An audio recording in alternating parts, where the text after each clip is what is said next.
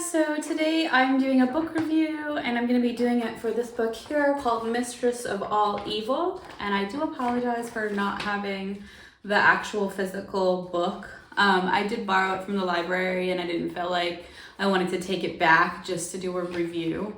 I am a little bit behind on my reviews because I started this channel in March and started reading in January, so I'm kind of going back in time, doing some reviews, and then I'm going to catch myself up, and then once I'm all caught up, I will have the physical copies of books. But if you ever see just like a paper copy like this, that's why. It was because it was a library book and I didn't really want to take it back just for the video.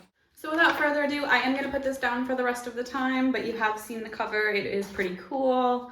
It's Maleficent. I like that they didn't just call it Maleficent, it's called Mistress of All Evil.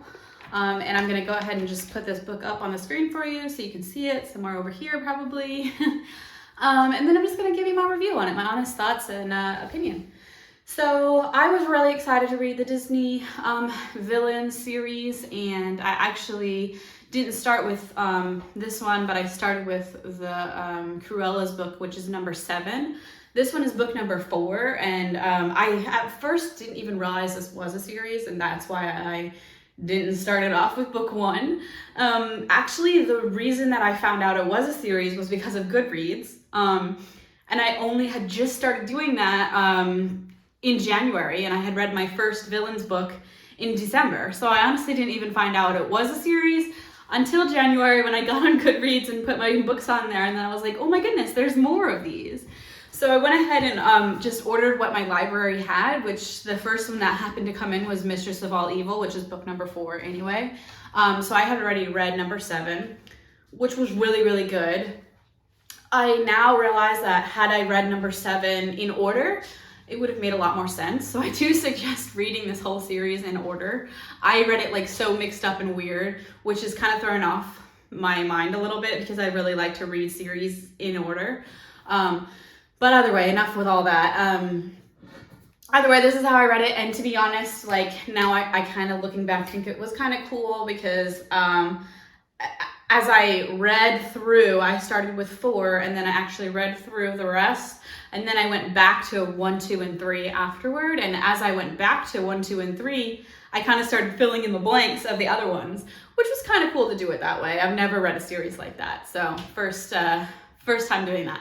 But back to Mistress of All Evil, I wasn't super impressed with it, if I'm going to be honest with you. I was kind of excited to see a different backstory on Maleficent, since Disney just came out with their Maleficent video on her.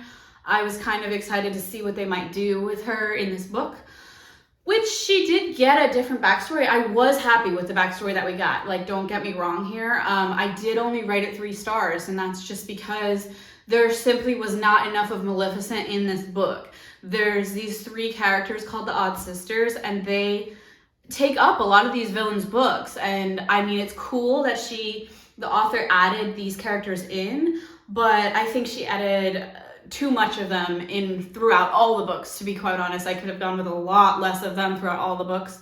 And they actually do have their own book in this series. So I don't know why she didn't just like kind of stick with that to really give them their whole spotlight instead of just like throwing tons of them throughout the other books, which Mistress of All Evil had a lot of them in her book, and it just really took away from Maleficent in the book. So I really could have done without that. Otherwise, I really like her style of writing. I love Disney. I liked Maleficent.